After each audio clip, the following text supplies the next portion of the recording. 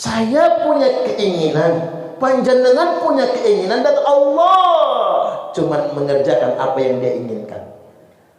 Dikarenakan Allah itu innallaha fa'alul lima yurid, karena Allah maha kuasa untuk mengerjakan apa yang Dia inginkan. Sopo sing wani ngatur Gusti Allah? Ayo ngatur Gusti Allah kok diatur. Ya Allah, tolong menangkan calon presiden kami. Kalau calon kami nggak menang, siapa lagi yang akan menyembahmu? Enak aja calon kamu. Tuhan kok diintervensi, Tuhan kok dipaksa-paksa? Nggak bisa. Baik kata kita belum tentu bagi Allah, buruk bagi kita belum tentu bagi Allah. Yang maha tahu kan Allah. Politik itu kan cuma main-main. Dunia ini kan cuma main-main. Wa mal hayatud dunya illa la'ibu wa lahwun. Dunia kan cuma main-main. Jangan serius amat, udah kamu bunuh-bunuhan. Dunia ini cuma main-main. Walaupun main-main tapi ikuti aturan main. Tuh Pak Siswadi, dunia ini main-main tapi ikuti aturan main. Politik itu main-main tapi ikuti aturan main. Jangan terlalu serius kita gontok-gontokan di bawah, yang di atas udah akur duluan. Yang ngenes kita yang di bawah enjoy saja. Perbedaan pendapat itu sangat wajar sekali. Kita saling menyatukan satu sama lain. Jangan memaksa orang untuk satu pilihan sama kita. Berikut selengkapnya ceramah Maulid di Buluwangi, Bulukerto, Gadingrejo. Baik hadirin wal hadirat, Bapak Ibu rahimakumullah. Hari ini kita semua memperingati Maulid Nabi. Kalau kita senang dengan Maulid, itu maksudnya senang gembira dengan kelahiran Nabi. Dengan demikian kita senang dengan Maulud yang dilahirkan, yakni Kanjeng Nabiullah Muhammad sallallahu alaihi wasallam. Maka tidak ada lain, tidak ada bukan hadiah bagi yang senang dengan Maulid. Mudah-mudahan kita semua masuk surga. Amin. Karena begini Bapak Ibu, likulli nabiyyin da'watum mustajabah. Tiap-tiap nabi punya doa yang pasti dikabulkan. Itulah enaknya jadi nabi, doanya kabul, mustajabah. Cuman sayang kita nggak bisa jadi nabi, juga nggak pantas Nabi Suherman, nggak pantas. Nabi Suparman lebih nggak pantas lagi. Ya kalau Sulaiman masih masuk, kalau Mahfud Siddiq masih masuk, namanya pas. Tapi jangan ngaku nabi Pak Ustaz, bahaya nantinya. Jadi nabi itu, nabi-nabi itu punya hak spesial, yakni doanya dikabulkan. Da'watum mustajabah, fata'ajjala kullu nabiyyin da'watah. Masing-masing nabi itu menyegerakan doanya. Jadi doa yang pasti dikabulkan itu mereka langsung minta kepada Allah. Kecuali saya, kata Nabi, tiap kali Jibril datang, Muhammad doamu sekarang akan dikabulkan oleh Allah. Saya nggak jadi doa, kata Nabi. Besok-besok datang lagi Jibril, Muhammad doamu sekarang akan dikabulkan oleh Allah. Saya nggak jadi doa, kata Nabi. Lu ngapa? Wa inni ikhtaba'tu da'wati syafa'atan li ummati yaumal qiyamah. Aku sengaja menunda doaku, aku sengaja menabung doaku. Di akhirat nanti tak tuker, kata Nabi. Aku tukar menjadi syafaat, yang dengan syafaat itu umatku masuk surga semua. Ujian Pak, seneng betul saya. Kalau sama hadis satu ini seneng banget. Pokoknya mulai malam ini Bapak Ibu masyarakat Buluwangi yakin, percayalah, yang namanya umat Nabi ini bakal masuk surga semua. Ya alasannya apa? Karena ada syafaat. Walaupun kita kurang amal, walaupun kita lebih dosa, ada syafaat. Wong Nabi cuman kasih catatan satu kok. man mata min ummati la yusyriku billahi syai'a.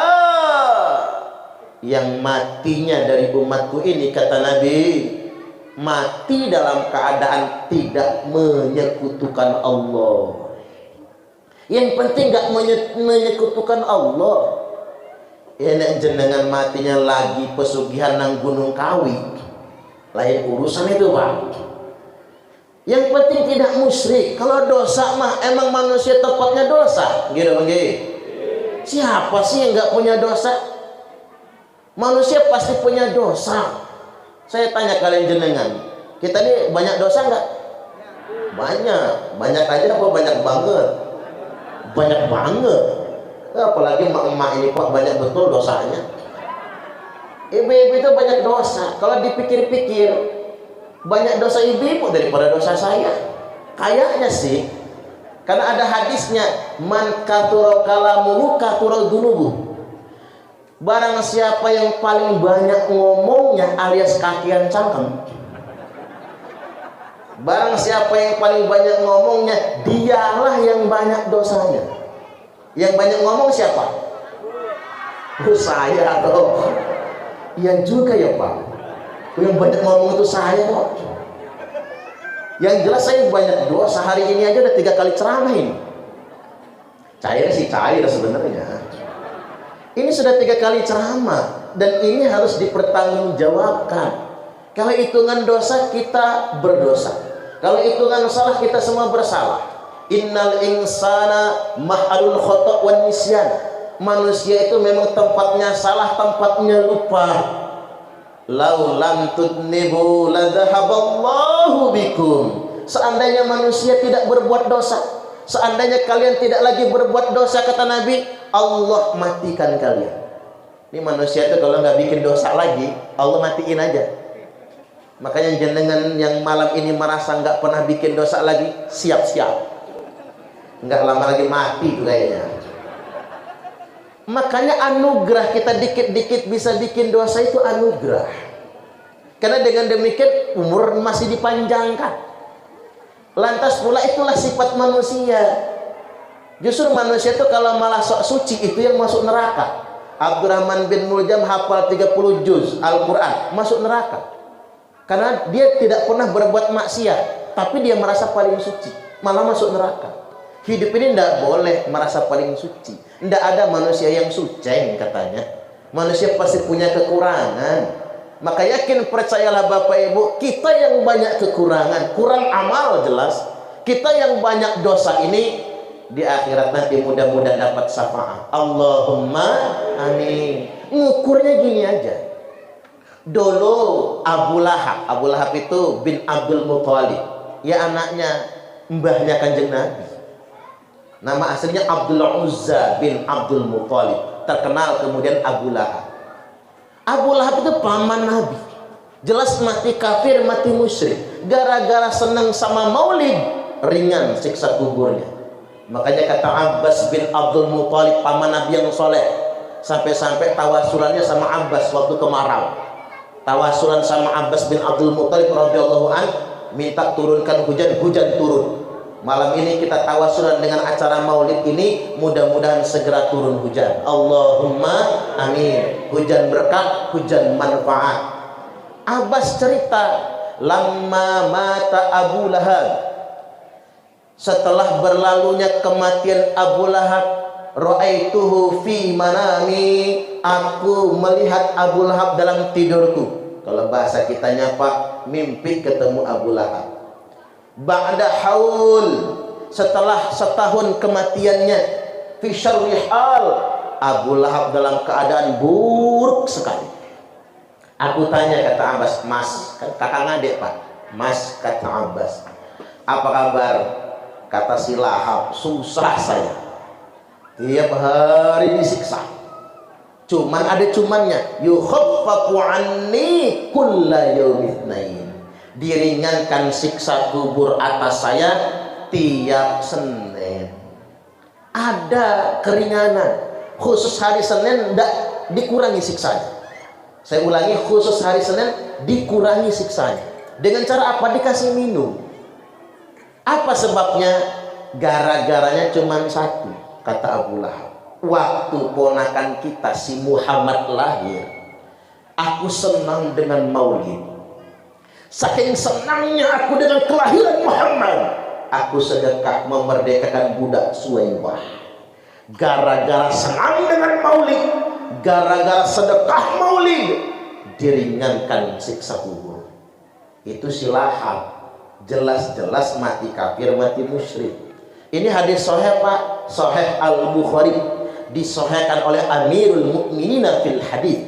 Amirul Mukminin dalam bidang hadis. Dinukil juga oleh Al-Hafiz Ibnu Hajar Al-Asqalani dalam kitab Fathul Bari, Syarah Sahih Bukhari. Al-Hafiz Ibnu Katsir dalam kitab Sirah Nabawiyah. Al-Imam Al-Baihaqi dalam kitab Dalail. Hadis sahih. Ini cukup jadi dalil bagi kita yang senang sama maulid. Jadi kalau di Bulurrejo Buluwang ini muncul paham Wahabi, hati-hati anak-anak yang sekolahnya merantau ke kota, pulang-pulang jadi Wahabi, sholat wong wong wong wong wong wong, udah sholat goyang-goyang, sedekapnya menyekat leher, tiba-tiba pulang wiridan bid'ah, yasinan bid'ah, tahlil bid'ah, maulid bid'ah. Bukannya Ustaz Mahfud Siddiq sama Ustaz Nuryadi harus tegas. Orang-orang begitu jangan dikasih. Mau jadi marbot jangan mau. Jadi khotib Jumat jangan dikasih. Jadi imam jangan dikasih. Kalau numpang sholat boleh. Karena masjid kita ini semua yang orang muslim mau sholat, sholat. Tetapi kalau dia mau ngatur jangan, bahaya. Nanti ngomong bid'ah. Kadang-kadang yang bahaya itu anak-anak yang nggak mondok Pak. Nggak mondok, penemuannya banyak, sok keminter. Ketimbang kita tanya kamu ngaji di mana? Internet. Nanti wayahnya mati ditanya malaikat, guru kamu siapa? Syekh YouTube Al-Interneti. Kiainya Kiai Haji Google. Ustadznya Ustadz Facebook LCMA.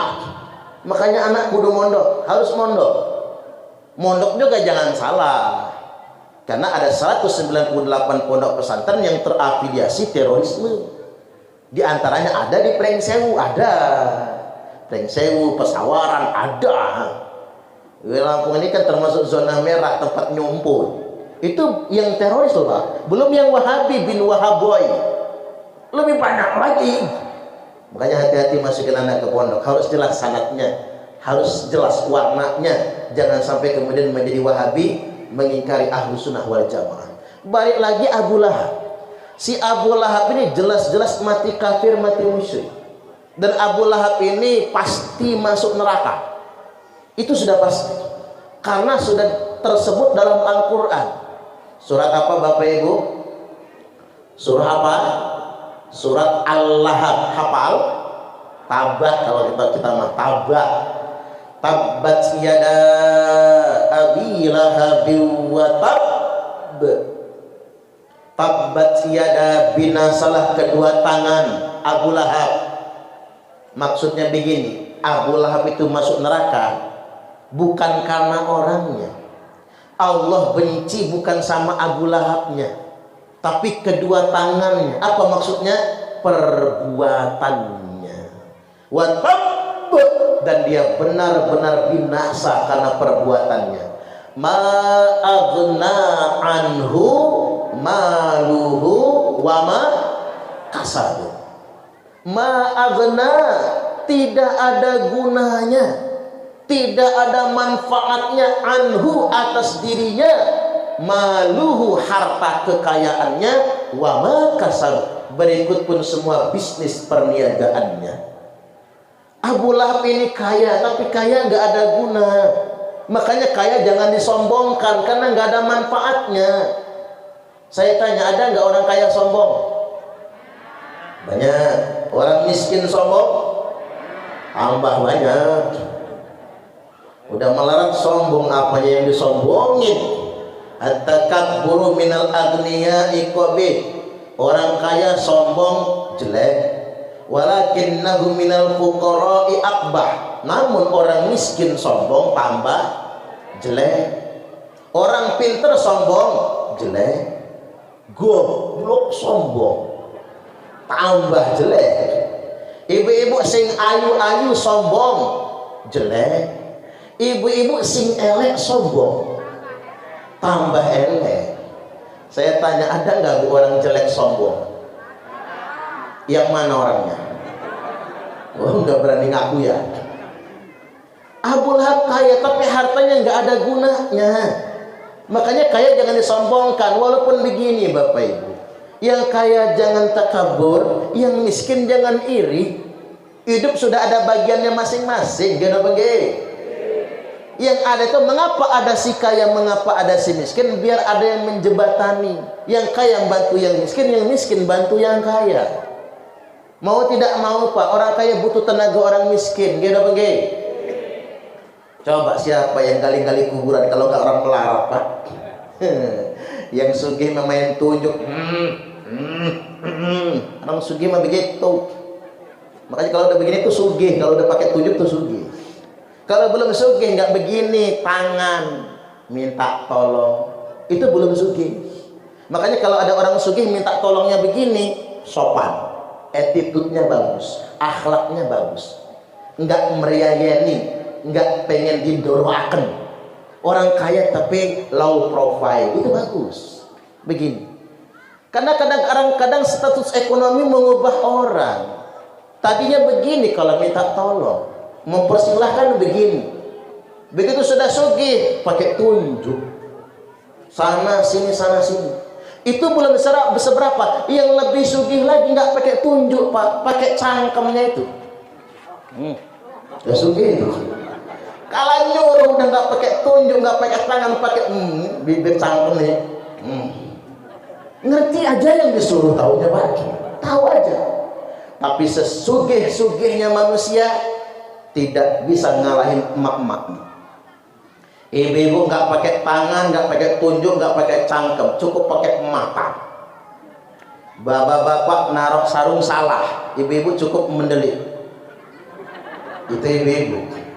Tahu juga sih bapak-bapak salah naruh sarungnya. Udah diangkat lagi sarungnya, ibu-ibu pakai mata lagi. Taruh sana katanya. Tahu betul juga bapak-bapak tuh. Jadi balik lagi, yang kaya jangan takabur. Minimal begini, karena kaya itu bagian Bapak Ibu, minimal jangan suka pamer. Karena begini, jangan pamer kekayaan di tengah-tengah orang miskin, itu menyakitkan. Jangan pamer kesenangan di dekat orang yang susah. Jangan pamer kesehatan di dekat orang yang sakit. Jangan pamer perut kenyang di dekat orang yang lapar. Jangan pamer kemesraan di dekat orang yang jomblo. Tuh rismawan yang jomblo ngenas, kasihan dah dia. Makanya yang mesra jangan pamer-pamer, ngenes rasanya. Sebaliknya yang kita hidupnya pas-pasan, saya nggak menyebut miskin lah, kita hidupnya apa adanya, yang penting bisa makan. Juga jangan iri dengan yang punya kelebihan, itu sudah bagian masing-masing. Kalau iri kita susah dewe. Tetangga beli kulkas panas, tetangga beli mobil menggigil, tetangga beli motor gemetar, tetangga beli ceret mencret. Susah sendiri hidup kalau iri. Syukuri yang punya kita, nggak perlu risau dengan punya orang. Orang sudah punya bagian masing-masing. Entoh ukuran orang kaya itu bukan harta, ukuran orang kaya adalah rasa. Kaya itu bukan soal harta, tapi kaya itu soal rasa. Betapa banyak orang yang kaya harta tapi miskin rasa. Tidak sedikit orang yang miskin harta tapi kaya rasa. Catat di status Facebook masing-masing. Katanya begitu. Baik Bapak Ibu, ma'adna anhu maluhu wa ma kasab. Sayasla naran dzatal lahab. Niscaya pasti Abu Lahab ini masuk neraka. Itu pasti. Mengapa? Ini pakai sin ditanfis. Sayasla naran, niscaya pasti Abu Lahab masuk neraka. Dzatal lahab, nerakanya berupa api yang menyala-nyala bergejolak. Wa imra'atuh, tapi sayang, yang masuk neraka bukan cuma Abu Lahab. Yang masuk neraka wa imra'atuh, bininya juga. Oh, dengerin tuh, bini Abu Lahab masuk neraka. Apa sebab bininya Abu Lahab masuk neraka? Hammalatal hatab. Bininya Abu Lahab ini tukang mikul kayu bakar. Emang Abu Lahab melarat sampai bininya sampai ngumpulin kayu bakar? Itu bahasa majazi, Bapak Ibu. Bininya Abu Lahab ini kompor provokator, itu maksudnya. Zaman biyen itu adanya kayu bakar, belum ada kompor. Kalau ada kompor, mungkin Al-Quran nyebutnya kompor. Karena belum ada kompor, adanya kayu bakar, maka hammalatal hatab, tukang ngegotong kayu bakar. Makanya ini pelajaran bagi kita, betapa banyak manusia itu masuk neraka karena cangkemnya. Bahaya bener lisan ini. Rajulun min ummati, laki-laki dari umatku, kata Nabi, bangkit pada hari kiamat nanti bisolatihi, dengan sholatnya, dengan zakatnya, dengan puasanya, dengan hajinya, dengan bacaan Qur'annya, tapi bangkrut. Habis semua pahalanya, disita oleh orang-orang yang dizaliminya. Akhirnya dia dimasukkan ke dalam neraka. Apa sebabnya? Cangkem, mulut yang gak bisa dijaga, suka nyebar fitnah, suka adu domba, menjadi provokator. Makanya hati-hati sama lisan. Paling banter dosa lisan ini, paling kecil maksud saya, dosa nyinyir. Mak tuh Pak, gampang betul nyinyir. Udah diceramahin jangan nyinyir, pulang sambil nyinyir nanti. Itu Pak Yainya Suparman ya, bunga ya, apa? Kembung di tengah. Enak aja, mentang-mentang ambil 7 bulan Pak, saya dinyinyir. Itu nyinyir. Orang Indonesia ini paling hebat nyinyir orang hajatan. Coba dengerin cangkem emak-emak kalau pulang kondangan Pak, masakannya anyep semua. Iya kan Bu? Kok sampai itu tega loh Bu? Orang sudah capek-capek ngejamu tamu, yang namanya masakan di hajatan kan, kalau enak betul ya restoran namanya Pak. Tapi itulah cangkem emak-emak. Kadang-kadang yang diomong empe-empeknya baru setengah jam udah habis. Dasar yang hajatan pelit. Padahal yang hajatan kepala pokok, sadis Pak, sadis. Makanya yang hajatan berikutnya mikir, buat empe-empek yang banyak, cuka yang banyak, biar nggak habis, biar nggak diomong orang. Apa kata emak-emak? Iya sih, empe-empeknya banyak, cukanya banyak, tapi nggak ada rasa. Cuman aci doang campur bawang putih. Ketimbang cukanya kecap campur air, nggak enak. Akhirnya yang berikutnya mesen Pak empe-empek jauh ke Palembang, mahal nggak apa-apa. Dari pagi sore malam sampai besok nggak habis-habis juga, biar nggak diomong orang. Apa kata emak-emak? Iya sih, empe-empeknya mantap, cukanya enak, nggak habis-habis. Tapi sing nunggoni pondokannya itu loh, matanya mendelik aja, kayak nggak ikhlas kalau diambil. Ih, cangkem nyinyir ini. Ini yang ngerusak itu, cangkem nyinyir itu. Habis nyinyir nanti gibah. Gibah itu apa? Membicarakan aib orang sesuai dengan fakta, itu namanya gibah. Bahasa kitanya gosip. Apa itu gosip? Digosok makin sip. Kalau kita membicarakan orang lain aibnya sesuai dengan fakta, itu namanya gibah. Wal ghaibatu asyaddu minaz zina. Ingat, gibah itu lebih kejam daripada perzinahan. Makanya hati-hati dengan gibah. Logikanya begini Pak, orang kalau berzina hari ini, besok dia tobat, nyesel, berjanji nggak akan mengulanginnya lagi, cash tunai. Tobatnya diterima, dosanya diampuni. Tapi jangan dicobain Pak. Kalau dicobain saya gak tanggung jawab, lagi nyobain mati.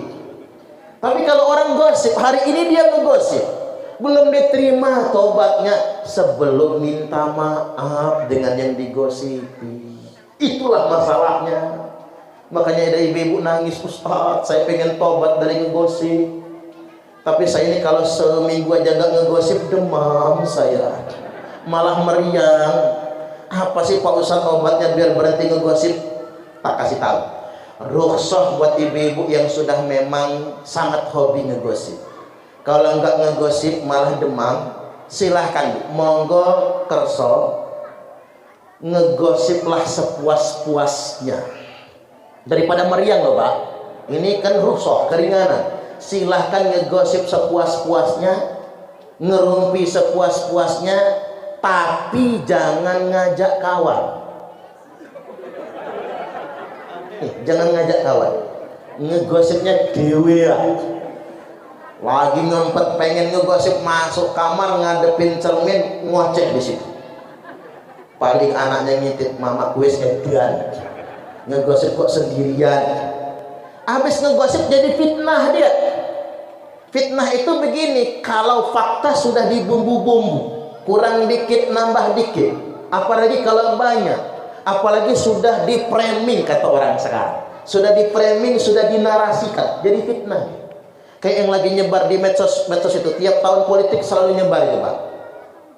Rombongan tentara Cina datang ke Indonesia, turun di bandara dengan pakaian militer lengkap. Memang Cina itu kurang ngajar, sudah menjajah Indonesia. Nyebar di semua grup WhatsApp, tentara Cina menjajah Indonesia, datang ke Indonesia sudah pakai seragam militer. Itu kan video itu benar Pak, tapi itu bukan tentara Cina, TNI, Tentara Nasional Indonesia, habis pulang dari misi tugas internasional. Videonya nggak salah, gambarnya bener, framingnya yang salah. Hati-hati sekarang ini, bahaya benar Pak, banyak tukang fitnah. Saya ingin sampaikan, ini tahun politik Bapak Ibu. Benar kalau kata Pak Kepala Pekon, beda pilihan politik itu wajar gede bengge. Ngapa sih Bapak Ibu kita ini terlalu serius? Politik itu kan cuma main-main. Dunia ini kan cuma main-main. Wa mal hayatud dunya illa la'ibu wa lahun. Dunia kan cuma main-main. Jangan serius amat. Udah kamu bunuh-bunuhan. Dunia ini cuma main-main. Walaupun main-main tapi ikuti aturan main. Tuh Pak Siswadi. Dunia ini main-main tapi ikuti aturan main. Politik itu main-main tapi ikuti aturan main. Jangan terlalu serius kita gontok-gontokan di bawah, yang di atas udah akur duluan. Yang ngenes kita yang di bawah enjoy saja. Perbedaan pendapat itu sangat wajar sekali. Kita saling menyatukan satu sama lain. Jangan memaksa orang untuk satu pilihan sama kita. Saya ingin menyampaikan beberapa hal penting pada kesempatan kali ini. Nabi Sallallahu Alaihi Wasallam telah berpesan, kata Nabi, nanti umatku akan dihadapkan dengan beberapa ujian, dengan beberapa fitnah. Ujian pertama, ujian-ujian yang akan dialami oleh umatku itu, kata Nabi, diantaranya thumma fitnatul ahlas. Tak ulang ya Pak, ini pesan Nabi, bukan cerita saya nggih, bukan karangan saya nih Bu. Ibu-ibu harus dipanggil Pak, kalau nggak dipanggil khusuk. Saking khusuknya palanya nunduk, matanya merem, mulutnya ngences. Sudah ketahuan, sudah ketiduran tahu. Thumma fitnatul ahlas. Apa itu fitnah ahlas? Fitnah ahlas itu umat ini berhari-hari silih berganti cuman perang saja. Bantai-bantaian, menghilangkan nyawa orang lain. Coba, masyarakat internasional pernah menghadapi masa fitnatul ahlas. Perang bunuh-bunuhan, perang salib 1, perang salib 2, antar agama saling membantai. Perang dunia ke-1, perang dunia ke-2. Yang kuat menjajah yang lemah. Lama 3 abad lebih Indonesia dijajah Belanda, ditambah lagi dijajah oleh Jepang. Berdarah-darah kita memperjuangkan kemerdekaan. Ada ribuan pahlawan kita, puluhan ribu, ratusan ribu nyawa melayang demi kemerdekaan. Yang para pahlawan kita itu tidak pernah bermimpi untuk menikmati kemerdekaan. Biarkan mereka berjuang, biarkan mereka yang bertaruh nyawa, biarkan mereka berkorban, tapi anak cucunya hidup dalam kemerdekaan. Betul-betul kita hargai perjuangan mereka.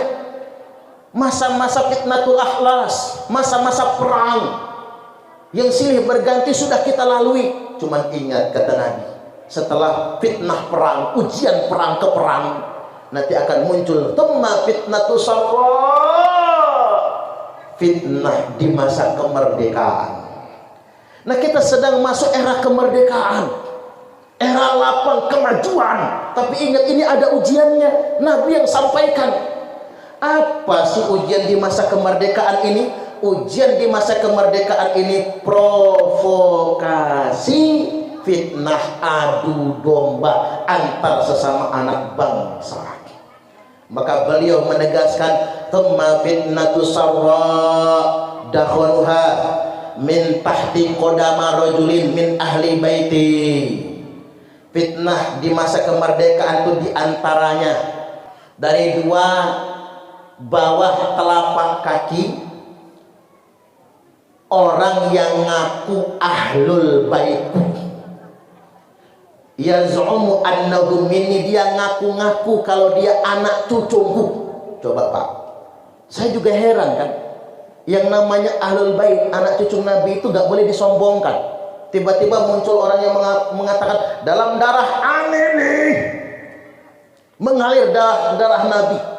Nggak tahu beneran dia anak cucu Nabi atau bukan. Aslinya kalau anak cucu Nabi nggak akan mungkin begitu. Dalam darah aneh nih. Ini sabda Nabi Pak. Fitnah ini akan muncul kata Nabi dari bawah kaki laki-laki yang mengaku ahlul bait. Yaz'umu annahu minni, dia mengaku-ngaku sebagai keturunanku, walaisa minni, padahal dia bukan keturunanku. Wa innama awliyaiyal muttaqun, padahal semata-mata kata Nabi, wali-waliku hanya orang-orang yang bertakwa. Kalau dia tidak bertakwa, tidak boleh dia mengaku wali-wali. Saya juga heran Pak, ada orang yang mengatasnamakan nasab yang mulia, ada yang mengatasnamakan nasab Nabi tapi kelakuannya arogan. Itu kan jadi fitnah bagi umat Islam. Seandainya itu kita biarkan sebagai representasi dakwah Islam, apa kata orang? Islam agama yang menyeramkan. Ini yang disebut dengan al-Islamu mahjubun bil muslimin. Islam ini kemuliaannya ditutupi oleh kelakuan sesama orang muslim itu sendiri. Arogansi. Belum lagi dakwahnya nyaci maki, ngancam-ngancam, menghina presiden. Presiden itu kepala negara loh Pak. Kok malah dihina? Doa yang jelek-jelek, melaknat, mengutuk.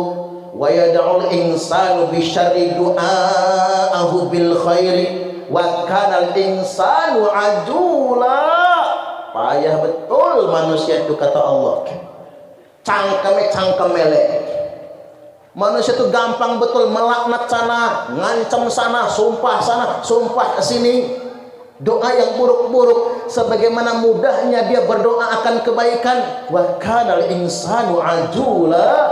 Manusia itu memang cenderung tergesa-gesa. Akhirnya dia melampaui batas. Hati-hati Bapak Ibu. Masalah pilihan itu di bilik suara, gitu begini. Tapi siapapun yang sudah terpilih, itulah presiden kita. Cocok atau cocok? Winginane 2014, beda pilihan, nggak apa-apa. Hasil penetapan KPU, presiden sudah dilantik, kita terima. Lanjut 2019. Oke, beda pilihan nggak apa-apa, itu urusan di bilik suara. Beda pilihan nggak apa-apa, tapi begitu sudah ditetapkan siapa yang terpilih, dialah presiden kita. Cocok atau cocok? Ini Pak Jokowi itu sudah 9 tahun lebih loh Pak, hampir 10 tahun. Saking seneknya kali Pak Jokowi, ada orang sampai sekarang belum menerima presidennya Jokowi. Saking seneknya Pak, nggak mau pakai jalan tol. Apa kata dia, jalan tol nggak bisa dimakan. Enggak, cangkemnya siapa yang mau makan jalan tol itu? Emang kuatah? Sampai segitunya nyinyir gak henti-hentinya. Masih mending Bapak Ibu kadang-kadang menghina. Ngomongin presiden mukidi, presiden otaknya separuh. Alhamdulillah, saya malu Pak ngedengar itu. Yang katanya otaknya separuh itu dipuji oleh semua pemimpin negara internasional. Jokowi itu presiden tersukses loh. Presiden terpopuler di dunia internasional nomor 1 itu Presiden Joko Widodo. Tepuk tangan dulu. Iya dong. Yang katanya mukidi, yang katanya deso, yang katanya pelongok-pelongok, yang katanya otak separuh, itu dipuji dunia internasional. Perdana Menteri Malaysia Anwar Ibrahim berkali-kali mengidolakan Pak Jokowi. Negara lain memuji Pak Jokowi. G20 sukses, KTT ASEAN sukses. Indonesia negara yang paling sukses menghadapi COVID-19. COVID itu Indonesia paling sukses loh. Belum lagi beliau dipuji dunia internasional atas kebijakan hilirisasi. Larangan ekspor barang mentah, larangan ekspor nikel, larangan ekspor batu bara, larangan ekspor minyak kelapa sawit. Gara-gara dulu kita dibuatin mahal minyak goreng itu, Pak Jokowi ambil keputusan gak usah diekspor. Larangan ekspor bauksit dan larangan ekspor yang lainnya, Bapak Ibu. Belum lagi pemerataan pembangunan nek mbiyen, pembangunan terkonsentrasi di Jawa. Nek mbiyen itu, Pak. Sekarang semua dibangun. Sumatera, dari Lampung sampai Aceh, Trans Sumatera, jalan tol. Apa nggak keren nih coba? Ke Palembang itu, Pak, cuma 3 jam nyampe. Ibu kota Nusantara nggak di Jawa, nggak di Sumatera, tapi di Kalimantan. Papua dibangun, tak kasih tahu jenengan. Menurut logika saya, matematika saya, bangun infrastruktur di Papua itu sampai kiamat nggak akan pulang modal. Kalau dari hitungan bisnis nggak pulang modal, saking mahalnya. Tapi mengapa Presiden membangun Papua? Karena Papua saudara kita juga. Betul betul. Tepuk tangan lagi. Biar yang di Papua dengar. Makanya OPM itu jangan mau merdeka. Capek kita memperjuangkan mereka. Ngapain mereka mau merdeka? Mengapa mereka melawan pemerintah yang sah? Nggak boleh yang sedemikian rupa. Jadi yang dikatakannya pelongak-pelongak itu sudah membuktikan karyanya. Ada lagi yang sadis betul ngomongin beliau apa? Fir'aun. Kemarin si Rocky Gerung ngomong apa? Bajingan tolong. Na'udzubillah. Kok orang nggak punya sopan santun ya, Pak? Kalau zaman Soeharto udah kena Petrus dia, jangan macam-macam. Udah hilang itu, udah hilang. Enak dia zaman sekarang. Mengapa mereka berani koar-koar? Karena Pak Jokowi tidak akan pernah membalas dendam kepada orang yang menghinanya. Itu baru pemimpin kita yang sesungguhnya. Tepuk tangan lagi, tepuk tangan lagi. Ya iya dong. Untung bukan saya yang presiden. Kalau saya yang presiden tak jitakkan satu-satu. Untung bukan saya. Nah ini penting pembelajaran buat kita semua. Yang katanya Fir'aun berangkat ke tanah suci dengan keluarganya, dengan Bu Iriana Jokowi, masuk Ka'bah. Coba di sini yang pernah masuk Ka'bah ngacu. Masuk Ka'bah. Belum kan? Suruh ngacu malah tepuk tangan. Belum ada kan? Pak Jokowi masuk Ka'bah. Masuk Ka'bah, keluar dari Ka'bah, cium Hajar Aswad. Habis cium Hajar Aswad, doa dia multazam. Berlinangan air mata Ibu Iriana Jokowi.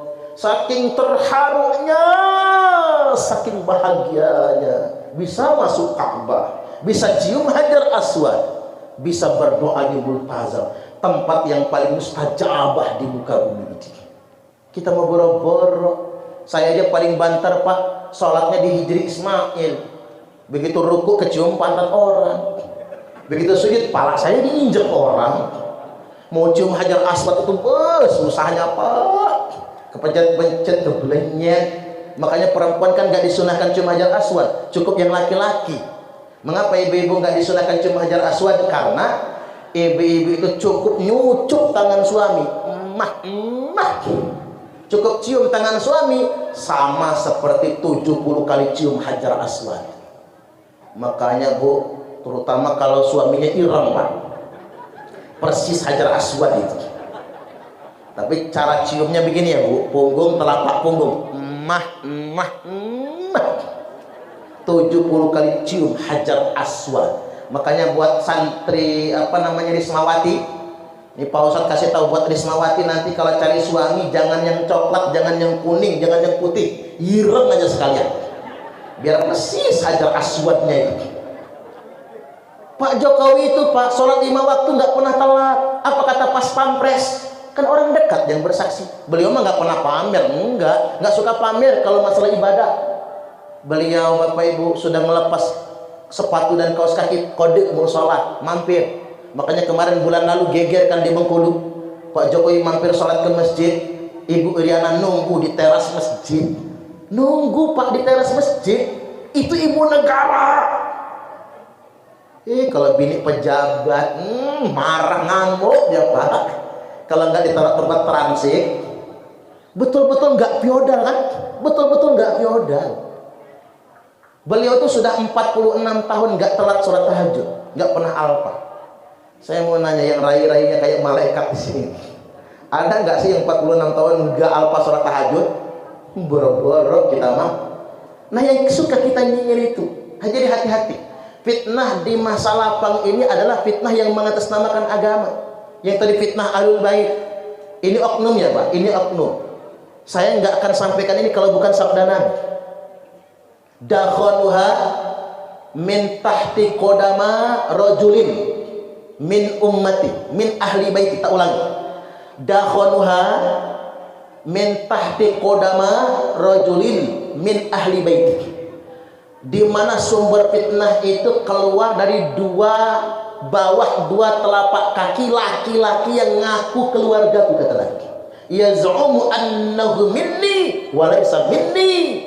Dia ngaku-ngakunya ahli bait, ngaku-ngakunya anak cucuku, padahal dia enggak pantas, kata Nabi, ngaku-ngaku anak cucuku. Wa innama awliya'iyal muttaqun.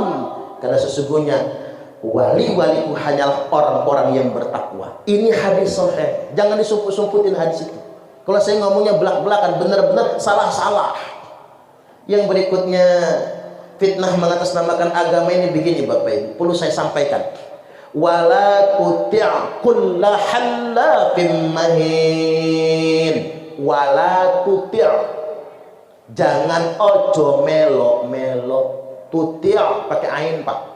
Kalau tuti habis kentut mati. Ngapura ge yang namanya tuti. Wala tuti' ojo melo-melo. Bahasa kerennya apa? Jangan jadi followers, unfollow saja. Kullah halafim mahin. Orang-orang yang gampang sekali sumpah atas nama Allah. Lihat ini. Nanti ntar lagi banyak orang mubahalah ngangkat Quran. Demi Allah gitu. Ojo melok-melok. Orang yang gampang sekali bersumpah, dia pendusta. Enggak boleh sembarangan dikit-dikit demi Allah. Kalau bapak-bapak dikit-dikit ngomong demi Allah, bohong. Demi Allah mah, itu teman saja, bukan selingkuhan bapak, bohong dia. Jangan murah amat sih Pak menyebut demi Allah itu. Makanya Allah ingatkan, wala tuti' kulla hallafin mahin. Jangan mengikut-ikutan orang-orang yang gampang bersumpah dan gampang menyebarkan ujaran kebencian. Hammazim masya'in binamim. Hammaz itu apa artinya? Ujaran kebencian. Jadi dia menyebarkan berita biar orang saling membenci satu sama lainnya. Masya itu bahasa kitanya kesono kemari wara wiri. Itu bahasa kitanya. Bahasa kerennya viral. Kalau kata orang barat, viral. Memviralkan ujaran kebencian, memviralkan fitnah-fitnah atas nama agama binamim yang endingnya adu domba, provokasi. Nah, satu hadis lagi terkait dengan ini. Nabi sallallahu alaihi wasallam menyampaikan nanti di akhir zaman akan muncul du'atun ala abwabi jahannam. Pendakwah-pendakwah pintu-pintu jahannam. Nah, ini nunjuk ke sini Pak. Hati-hati jadi penceramah zaman sekarang. Saya ingin ingatkan sama Bapak Ibu, enggak semua orang bicara agama pasti benar. Karena dia tetap manusia biasa juga. Betul. Masyarakat Buluwangi, Bulurejo, kalau ada bagusnya Pak ceramah saya, ambil aja bagusnya. Kalau kira-kira kata Bapak Ibu, nggak masuk akal, nggak masuk di hati, buang saja, nggak apa-apa. Saya tetap manusia. Wa ma yantiqu anil hawa. Cuma Nabi kalau ngomong nggak pakai hawa nafsu. Cuma Nabi. Saya bukan Nabi. Cuma Suparman Abdul Karim. Orang biasa. Sama kalian jenengan. Cuma saat ini saya sedang ceramah. Nggak semua orang bicara agama itu pasti benar. Nggak semua. Karena ada penceramah-penceramah, kata Nabi, du'atun ala abwabi jahannam, penceramah-penceramah ke pintu-pintu jahannam. Kemudian para sahabat bertanya, ya Rasulullah, sifhum lana, wahai Rasulullah, sifati mereka, ceritakan sifat mereka kepada kami. Hum min jildatina wa yatakallamuna bi alsinatina, warna kulit mereka sama dengan warna kulit kita, bicara mereka dengan bahasa kita. Makanya Pak, jangan tertipu dengan orang yang asal Arab, jangan tertipu. Ini sabda Nabi loh. Siapa yang mau ngebantah hadis ini coba? Nabi yang sampaikan, warna kulitnya sama dengan kulit kita, bicaranya dengan bahasa kita. Makanya kalau bapak-bapak baca fakta 2010 ada Arab Spring namanya, Athawratul Arabiyah, konflik Arab. Atas nama agama kebangkitan Islam, kebangkitan Arab, apa yang terjadi? Arab hancur-hancuran sekarang. Karena terlalu percaya dengan orang yang berjubah agama. Lantas para sahabat kemudian bertanya, ya Rasul, kalau zaman itu sudah tiba, apa yang harus kami lakukan? Talzamu jama'atal muslimina wa imamahum, tetaplah setia dengan mayoritas kaum muslimin, wa imamahum, dan pemerintah mereka. Maka di zaman ini Pak, yang paling selamat bukan yang melawan pemerintah. Tak ulangi, ini harus kita upload soalnya. Zaman sekarang yang paling selamat bukan yang melawan pemerintah, tapi yang paling selamat adalah yang setia dengan mayoritas kaum muslimin dan pemerintah mereka. Cocok atau cocok? Ya hancur negara kita Pak kalau semua orang melawan pemerintah. Makanya di hadis Nabi jelaskan, idza ra'aitum ikhtilafan fa'alaikum bisawadil a'zam. Kalau banyak sekali perselisihan, banyak partai, banyak firqah, banyak madzhab, banyak simpang siur, jangan khawatir. Fa'alaikum bisawadil a'zam, ikuti yang paling mayoritas. Jangan ikut yang nyumput-nyumput, apalagi yang dikit-dikit, ikuti yang mayoritas. Yang mayoritas itu siapa? Ahlu sunnah wal jamaah. Kalau di Indonesia, NU dan Muhammadiyah udah benar, yang ke NU udah benar, yang ke Muhammadiyah udah benar. Jangan ikut-ikut minoritas tapi ngelawan negara. Itu memberontak namanya. Sedikit menjadi teroris yang demikian. Dan himbauan PBNU netral. Netral untuk Pilpres dan pilihan politik 2024, warga Nahdliyin bebas mau pilih partai apa saja, bebas. Mau pilih calon presiden yang mana saja. Saya cuma ingin ingatkan karena saya penceramah, jangankan presiden Bapak Ibu, daun yang jatuh saja sudah ditakdirkan oleh Allah. Setuju nggak kira-kira? Coba lihat, perhatikan kalau punya pohon di depan rumah, ada daun yang jatuh, tahunnya, bulannya, harinya, tanggalnya, jamnya, menitnya, detiknya sudah ditakdirkan oleh Allah. Apalagi presiden. Presiden terpilih 2024 nanti, yakin percayalah, sudah ditakdirkan oleh Allah. Makanya saya pesan sama orang-orang politik, partai apapun Anda, tim sukses calon presiden manapun Anda, silahkan Anda berjuang, fastabiqul khairat, tapi hasilnya sudah Allah takdirkan. Mau gak mau? Nama-nama sudah muncul. Ada Ganjar Pranowo, ada Prabowo Subianto, ada Anies Rashid Baswedan, entah ada yang lain lagi nantinya. Tapi ngapura nggih, saya bukan kampanye. Kalau saya Pak, maunya saya yang jadi presiden itu. Kalau saya itu maunya saya lah. Pokoknya ingat, Bu, ingat janji saya. Kalau saya jadi presiden, masyarakat Buluwangi saya undang pengajian ke Istana Negara semua. Tak tumpahkan pesawat jenengan semua. Pokoknya sekampung, sepekon Bulurejo ini mangkak Pak Kades yang mimpin. Kalau saya jadi presiden, saya janji Pak Kades saya angkat jadi menteri dalam negeri. Pak Ustadz Mahfud Siddiq menteri agama, Pak Kades menteri pertanian, Pak Siswadi menteri pemuda olahraga. Tapi siapa yang memilih saya? Ya maksud saya begini loh Pak, nek dewe ngotot tenang ya Pak, ngotot keren. Ya kalau maunya kita aja dong yang jadi, gitu begitu. Tapi kan hukum dunia nggak begitu. Bini saja nggak bisa memaksa laki. Suami nggak bisa pak maksa istri mau milih presiden siapa, gitu begitu. Nggak bisa, itu hak masing-masing kok. Nggak bisa maksa orang lain kita. Kita cuma bisa mewarnai dan mengarahkan saja. Walaupun beda pilihan terserah. Apalagi hukum Allah beda lagi. Sekeras apapun ikhtiar kita, kalau nggak Allah takdirkan dia juga nggak bisa. Makanya ana urid wa anta turid. Saya punya keinginan, panjenengan punya keinginan, dan Allah cuma mengerjakan apa yang dia inginkan. Dikarenakan Allah itu innallaha fa'alul lima yurid, karena Allah maha kuasa untuk mengerjakan apa yang dia inginkan. Sopo sing wani ngatur Gusti Allah? Ayo ngatur Gusti Allah kok diatur. Ya Allah, tolong menangkan calon presiden kami. Kalau calon kami nggak menang, siapa lagi yang akan menyembahmu? Enak aja calon kamu. Tuhan kok diintervensi, Tuhan kok dipaksa-paksa. Nggak bisa. Baik kata kita belum tentu bagi Allah, buruk bagi kita belum tentu bagi Allah. Yang maha tahu kan Allah. Jadi begitu. Ini peringatan, pokoknya bebas dengan berbagai macam pilihan, tapi jangan ribut. Jam berapa ini? Sudah mau satu jam aja ya Pak. Ya saya sederhanakan, jangan banyak-banyak kalau ceramah itu. Kalau penasaran kan ngundang terus nantinya. Kan begitu. Yang berikutnya saya ingin pesankan Bapak Ibu, sesuai kita masuk ke tema kita ini. Yakni kita mempersiapkan generasi kita. Itulah mengapa innama bu'itsu liutammima makarimal akhlaq.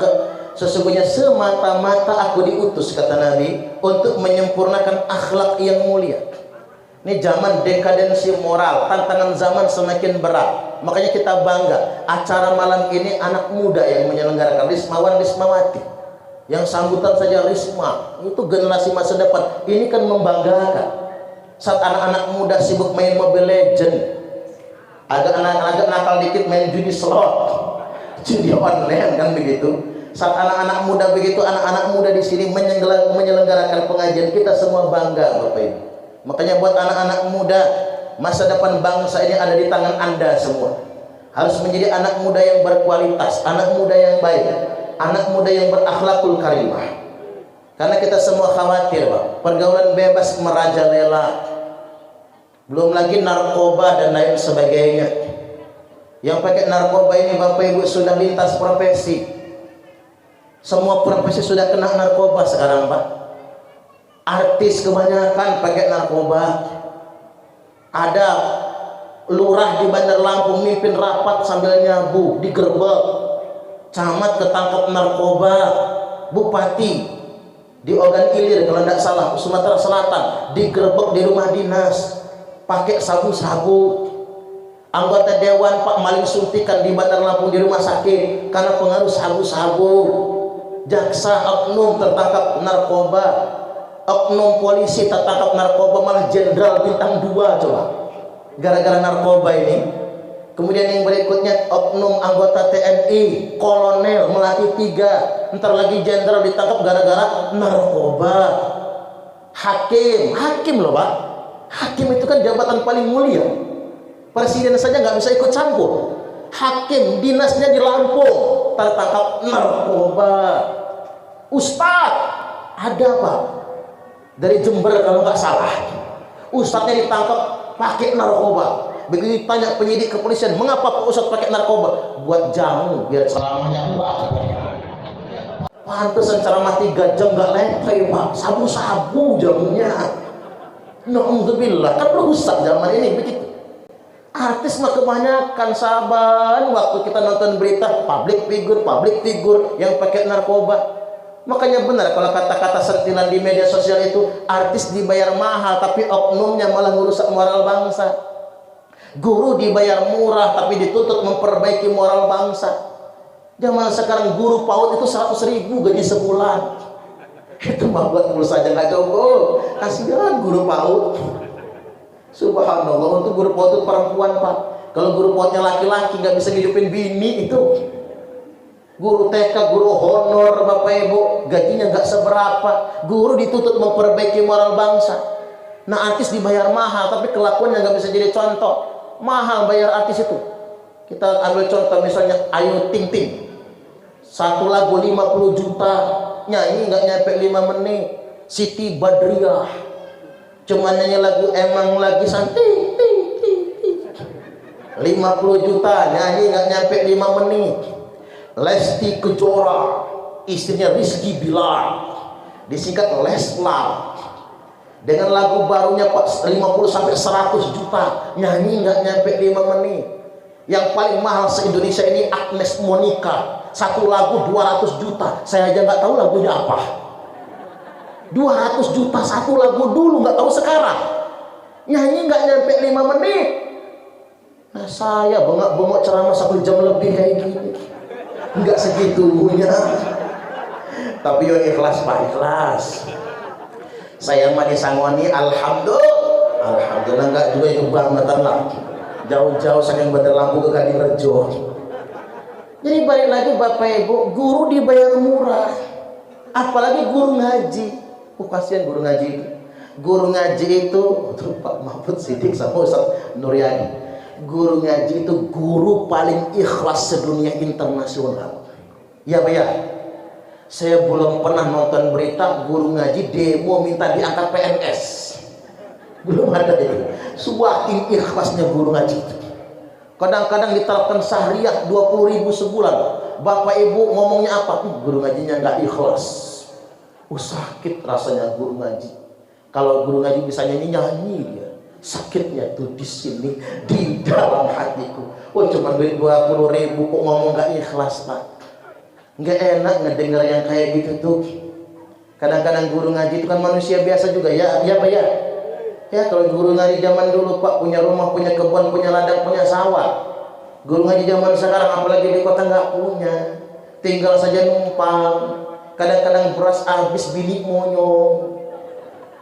Jangan dikira loh istrinya guru ngaji itu nggak soleha semua, enggak. Banyak juga yang nggak soleha. Kasihan guru ngaji tak pantasan guru ya Pak ya. Kasihan bilik monyong. Mau minta sama orang tua bayar sahriyah, nggak sampai hati demi menjaga kehormatan Al-Quran. Paling banter kalau cara di kampung saya disindir Pak, pakai ejaan orang Ogan itu. Bada sembah, yada siyah, roda sarabayarot. Ulang lagi, bada sembah, yada siyah, roda sarabayarot. Jadi jam ngaji itu bayar sejam. Ya murid-murid kan hafal, begitu pulang ngaji, nanya ibunya, ngaji apa tadi nak? Bayaro. Walaupun 3 tahun Pak, kalau 1 jam bayaro terus si hafal. Kata ibunya pintar juga si emak nih. Gisok tidak tahu guru ngaji ya nak. Soda seso, bada seba, roda sero, sobaro. Diingetin udah sore mau berangkat ke TPQ, inget nah soda seso, bada seba, roda sero, sobaro. Begitu masuk TPQ apa kata anak-anak bareng-bareng? Sobaro. Ngenes Pak, guru ngaji itu ngenes. Coba deh kita belajar biar anak-anak kita ini soleh dan soleha. Ngaji antar ke guru ngaji, daftarkan yang benar. Jangan sampai guru ngaji nanya, anak siapa kamu Dok? Anak bapak. Ibu kamu siapa? Yo mama. Kata orang Lampung mak jelas. Anak siapa lah? Nyelonong datang ngaji. Itu ndak sopan. Yang sopan begini, Pak Yai, Bu Yai, Ustadz, Ustazah, Abi, Umi, titip anak kami. Mohon ajarkan Al-Quran. Kalau dia nakal marahin, kami ikhlas. Jangan tersinggung anak dimarahi guru ngaji. Kalau dia bandel ngelawan, gebuk pantatnya, kami nerima. Tapi kalau dia goblok, sabar, mungkin keturunan, nggak jauh beda sama bapaknya. Apalagi emaknya itu lah bengal bukan main, nggak nyambung. Ya begitu biar anaknya soleh dan solehah. Kirim ke pondok pesantren, jangan tanggung ya Pak. Kalau mengirim ke pesantren langsung Jawa Timur. Lirboyo, lulusan Ma'had Ali S1 Lirboyo. Ya, yang penting dia sudah hatam, alfiah sudah hatam, lulusan L1 Lirboyo, Pak. Lebih berilmu daripada doktor lulusan UI. Saya berani ngegaransi. Tak ulang ya. S1 Lirboyo itu lebih mumpuni daripada doktor S3 lulusan UI. Kirim Lirboyo, Tebuireng, Jawa Timur ke Jawa Tengah, gudangnya pesantren. Jawa Tengah kejauhan, Jogja, Krapia dan sekitarnya. Jogja kejauhan, Jawa Barat, jumlah pesantren terbanyak se-Indonesia itu Jawa Barat.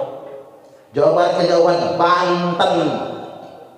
Banten kejauhan, Lampung. Kalau mau diurutkan jumlah pesantren terbanyak, Jawa Barat. Nomor 2 Jawa Timur, nomor 3 Jawa Tengah, nomor 4 Banten, nomor 5 Nangguru Aceh Darussalam, nomor 6 Lampung. Lampung ini ranking 6 loh pesantrennya. Titipkan anak ke pondok pesantren. Mau yang mahal ada, mau yang murah juga ada. Jadi pondok saya murah lah, 300.000 sebulan. 300.000 itu Pak, biaya mondok di situ, biaya sekolah di situ, dapat ijazah sama aliyah, makan minum di situ. Ya 300.000 itu dihitung makan 10.000 sehari, sekali makan 3.000, kan 3 kali makan. Saya sama santri kalau nasi boleh nambah sampai kenyang bareng silahkan. Tapi kalau lauknya dibagi, takut yang lain gak kebagian. Nggak boleh lapar, nggak bisa. Yang murah juga ada, yang gratis juga ada kok kalau mau. Tapi ingat, jangan salah masuk pondok. Kirim anak ke pondok pesantren. Tapi kalaupun anak nggak mau ke pondok pesantren, jangan dipaksa juga, dibujuk dari kecil. Oke, anak itu biar mau ke pesantren pada dari kecil ngomongnya, dari mulai PAUD itu, nak mondok dia nak li, nggak mau nanti terus aja ngomong, terus pasti mau ya. Kalau diomong terus. Tapi kalau nggak mau juga ya nggak apa-apa, nggak apa-apa. Dia nggak mau nggak jadi masalah. Maunya dia PAUD, TK, SD, SMP, SMA, unilah nggak apa-apa. Ya walaupun dia sekolahnya umum, kalau bimbingan di rumahnya bagus juga berakhlak kok Pak. Bisa dia jadi presiden yang hebat kalau nasibnya jadi presiden. Bisa jadi bupati Pringsewu yang hebat kalau nasibnya bakal jadi bupati. Tapi attitude dijaga di rumah. Karena mengapa? Pendidikan nomor 1 itu adalah rumah. Guru yang nomor 1 adalah ibunya. Pendidikan di rumah itu yang penting Bapak Ibu. Mendidik anak yang berkarakter, mendidik anak yang pintar sekaligus benar, jujur. Makanya saya pesankan kepada semua orang tua, nggak penting anak jenengan jadi apa, yang penting anaknya jadi anak yang jujur. Gitu begini. Ya iya dong. Kalau zaman dulu Pak, orang tua maksa, Dok, kamu harus jadi ini, jadi ini, jadi ini. Bikin bangga orang tua. Itu maksa anak, nggak boleh. Zaman kemudian berubah. Apa kata bapak ibunya? Terserah kamu nak mau jadi apa. Apa cita-citamu? Bapak yang membiayai. Tapi itu belum luar biasa Pak. Yang luar biasa itu begini. Terserah nak kamu mau jadi apa. Sesuai dengan passion kamu. Sesuai dengan hobi dan cita-cita kamu. Tapi jadi apapun kamu jujur ya nak. Itu yang luar biasa Pak. Walaupun jadi kuli bangunan, kalau jujur mulia Bapak Ibu. Gimana begini? Walaupun cuma orang biasa Pak, kalau jujur mulia. Tapi kalau nggak jujur rusak Bapak Ibu. Apalagi udah pintar nggak jujur hancur. Mending orang goblok nggak bener. Kalau orang goblok nggak bener, paling banter maling kotak amal masjid. Makanya kalau masih kita sering hilang kotak amal, berarti banyak orang goblok nggak bener di sini. Orang goblok nggak bener tuh berangkat ke masjid bawa sendal jepit, pulangnya bawa sendal kulit. Itu goblok nggak bener. Tapi kalau orang pintar nggak bener, hancur negara kita ini. Gara-gara orang pintar nggak bener. Coba lihat korupsi itu Pak. Yang lagi viral sekarang apa? Korupsi BTS. Menterinya masuk penjara. Fakta persidangan menunjukkan ada oknum menteri diduga terlibat juga ngambil uang suap. Komisi 3 DPR RI, Komisi 3 loh Pak, diduga juga menerima. BPK, Badan Pemeriksa Keuangan, diduga juga menerima puluhan miliar. Itu duit rakyat semua. Pantesan sinyal 4G-nya lemot banget ya Pak. Ternyata 8 triliun lebih uang BTS itu untuk sinyal 4G dikorupsi oleh orang-orang pinter yang gak benar itu. Belum lagi yang 300 triliun Pak yang diungkap oleh Pak Mahfud MD. Bu, 300 triliun itu nolnya berapa ya? Itu kalau dipencet dengan kalkulator, error kalkulator. Apalagi dibelikan lato-lato, tenggelam lampunya nih Pak, sama lautan lato-lato. Ini kerjaan siapa? Orang pintar nggak benar. Maka benar kalau kata Gus Dur itu, bangsa di dunia ini ada 4 golongan. 1, bangsa yang sedikit bicara, sedikit bekerja. Ini bangsa mana? Nigeria, Somalia. Lapar soalnya Pak, ngomongnya dikit. Yang kedua, ada bangsa yang sedikit bicara, banyak bekerja. Jepang, Korea. Negaranya kecil tapi maju, karena mereka sedikit bicara tapi banyak bekerja. Yang nomor 3, ada bangsa yang banyak bicara, banyak bekerja. Ini Cina, Amerika. Makanya negaranya maju, negara adik kuasa. Di Cina itu bikin flyover jembatan layang semalam selesai. Di Indonesia bikin jembatan layang setahun selesai. Ya nggak apa-apa. Di Cina bikin hotel bertingkat 15 hari selesai. Di Indonesia hotel bertingkat nggak kelar-kelar. Karena mereka banyak bicara tapi banyak bekerja. Yang nomor 4, bangsa yang sedikit bicara. Saya ulangi, bangsa yang banyak bicara tapi sedikit bekerja. Ini bangsa mana?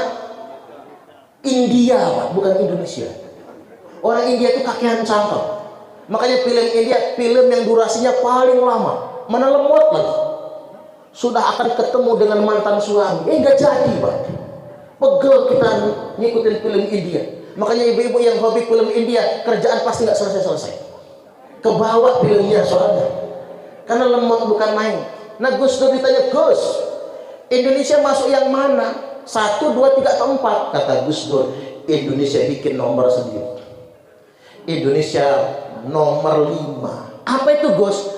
Apa yang dikerjakan, apa yang dibicarakan dengan yang dikerjakan beda. Iya juga ya Pak. Makanya Pak, kalau jadi pemimpin yang jujur, pasti dicintai rakyat. Pak Suherman G, mudah-mudahan jenengan dicintai oleh rakyat. Allahumma amin. Kesaksian LBP Luhut bin Sarpanjaitan, Menko Maritim ya Pak. Saya merujuk beliau, berarti kan ini data primer, karena beliau adalah orangnya presiden. Kata Pak LBP, saya baru ketemu pemimpin yang ngomong di depan sama di belakang itu sama. Itulah Jokowi. Dia ngomong di depan jangan korupsi, di belakang juga jangan korupsi. Karena banyak pemimpin, kata Luhut bin Sarpanjaitan, ngomong di depan jangan korupsi, tapi di belakang malakin kepala dinas. Lo setor berapa? Nggak setor, gua geser lo. Makanya Pak, mending jadi kades Pak, kepala pokok daripada kepala dinas. Takut diperas. Ini fakta loh Pak.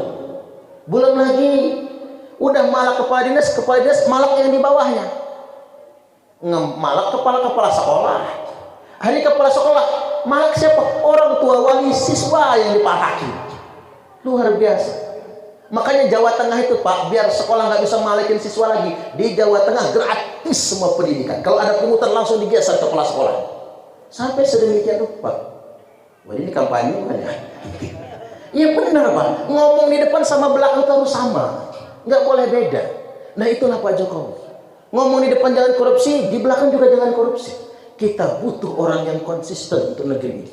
Karena proyeksi Pak, insya Allah Bapak Ibu, 2045 nanti, ingat ya, entah masih hidup apa enggak kita ini ya. 2045 nanti tahun generasi emas, 100 tahun kemerdekaan Republik Indonesia. Indonesia akan sejajar dengan semua negara maju di dunia internasional. Allahumma amin. Tepuk tangan dulu. Nah, ini yang terakhir dikit lagi. Malam ini saya di bagian akhir akan mengutip sabda Nabi. Akmalul mu'minina imanan ahsanuhum khuluqa. Orang mukmin yang paling sempurna imannya adalah yang paling baik akhlaknya. Ingat, ukuran orang mulia itu bukan jubahnya, bukan sorbannya, bukan imamah udeng-udengnya, tapi akhlaknya. Bahkan mohon maaf, ukuran orang mulia bukan nasabnya. Maka nggak boleh kita menyombongkan nasab.